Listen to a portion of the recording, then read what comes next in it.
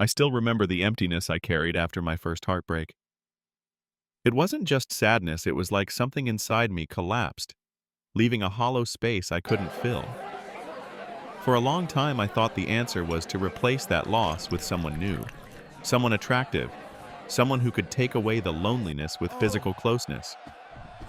But no matter how many moments like that I had, the emptiness stayed. Then, at a friend's party on a random evening, I met someone who would become the most important person in my life. At first, I didn't recognize it, but she was the one who taught me what I was really searching for all along: emotional intimacy. After my first heartbreak, I promised myself I wouldn't settle for something shallow again. That pain showed me how fragile love can feel when there's no real connection beneath the passion. Meeting her was different. At first, I was scared of repeating the same mistakes of being hurt again. But little by little, I realized this wasn't the same story. What made this love different were the invisible threads of emotional intimacy. We didn't just share chemistry, we shared conversations that stretched into the night: laughter over simple routines, comfort in silence, and a sense of being fully seen. And I know this isn't just about me, this is something so many of us long for. Deep down, we're not only searching for someone to desire us physically, but someone who makes us feel safe, understood, and truly connected. Without emotional intimacy, love may start with sparks, but it won't last as a flame. I began to notice the signs that told me exactly what I was craving. The first was the need for deep conversations. Have you ever sat across from someone and lost track of time because the conversation pulled you deeper and deeper? I had that with her. We talked about our childhood dreams, the fears we tried to hide, and the values we wanted to build our lives around.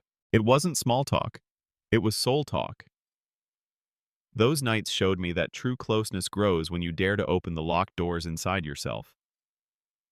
At first it was terrifying because opening up after heartbreak feels like handing someone the key to your most fragile places. But every time she responded with honesty and openness, I felt safe enough to open more. Those talks became the bridge that carried us over doubts, misunderstandings, and differences. The second sign was emotional support. Before, I had felt alone even in relationships, like I had to carry my burdens by myself. But this time I came home after a terrible day, and instead of brushing it off, she sat down, held my hand, and listened.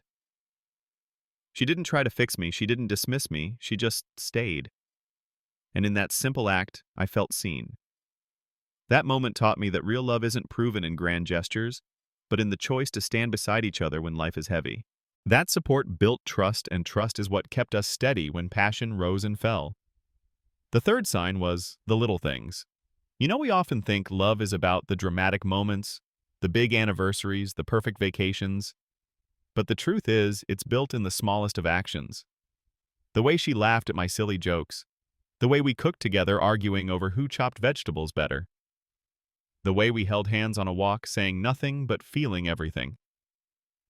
These were the things that stitched our hearts closer each day. And those little things weren't little at all. They were proof of care, consistency, and presence. The fourth sign was shared silence. I used to think silence was a sign of disconnection, but with her it felt different. We could sit on the couch, not say a word, and yet feel deeply connected. There was no pressure to perform, no need to fill the air. Just being there was enough. That kind of silence is rare.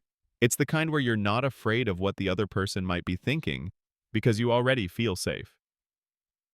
And in those moments, I learned that sometimes love speaks loudest when no words are spoken. And the fifth sign, sustained eye contact. Have you ever looked into someone's eyes and felt like they could see all of you? Not just your smile or your face, but your truth. I remember sitting across from her, and our eyes met, and for a second I had to look away because it was too much, too real. But when I let myself stay in it, I felt understood in a way words could never capture. Eye contact stripped away the walls I had built after my heartbreak, and it showed me that emotional intimacy is about being fully seen even in your most vulnerable moments. Each of these signs wasn't just a detail, they were turning points. They were the proof that I wasn't just in love, I was being loved in a way that healed me. What I learned through these moments is that emotional intimacy doesn't appear overnight, but you can nurture it. You can start by being open about what you really feel instead of hiding behind walls. For me, learning to say, I'm scared or I need help felt uncomfortable at first, but it brought us closer. Practice the little things that show affection, holding hands, listening with intention, even just a smile at the right time. These habits accumulate, and over time, they tell your partner, I'm here with you. Create space for silence. Not every moment needs to be filled. Let your presence speak and trust that being together is enough. And when you talk, give your eyes too. Look at them.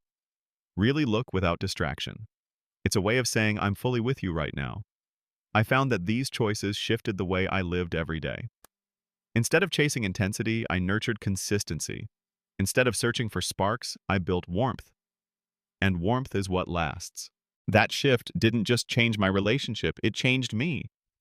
It softened me. It gave me courage. And it showed me that love, rooted in emotional intimacy, feels unshakable. Looking back, I know my first heartbreak broke me open, but it also prepared me to recognize what I truly needed the second time. Without those lessons, I might have overlooked the woman who became the most important part of my life. Emotional intimacy is what transformed attraction into a bond that feels steady and alive. And I believe many of us are on that same journey, learning that what we really crave isn't just passion. It's being deeply understood and loved for who we are. So I want to ask you, which of these 5 signs speaks to you most right now?